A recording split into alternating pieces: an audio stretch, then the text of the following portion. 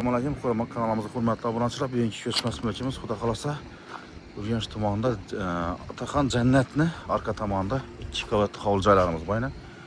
Shu joylarimizdan birisini sizlarga obzor qilib beramiz. Bismillahirrohmanirrohim deb kelsak, girgandan ko'rib turganingizdek, bu fasad qismlarimiz tayyor. Bu yerlarimizda burchakchalar o'rnatilgan, faqat ichkari qismini ko'rib turganingizdek, hamma narsasi tayyor holda. Eshikdan kirdingizlar, darvozadan yerimiz tashkilskiy stil. Bu yerlarimiz ham tashkilskiy stilda narsa fasadlarimiz ham zo'tirib turibdi, chiroyli bo'lib. İçkəriniz o'tish kerak faqat. İçini do'stlar. Girgandan keyin dalon bo'ladi. Birimiz koridor, bu yon tarafda dalon, bu yon tarafında oshxonasi montajlar qilingan.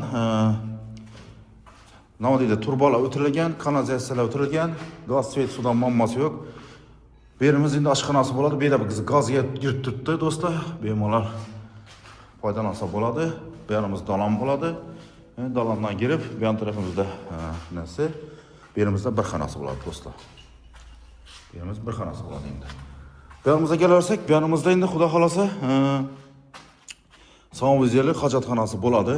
Bu yorimizda lestnitsa o'tasidan, lestnitsadan bu yorimizda 3 qavatli bo'ladi. Yuqorida ikkinchi qavatda 3 xona bo'ladi.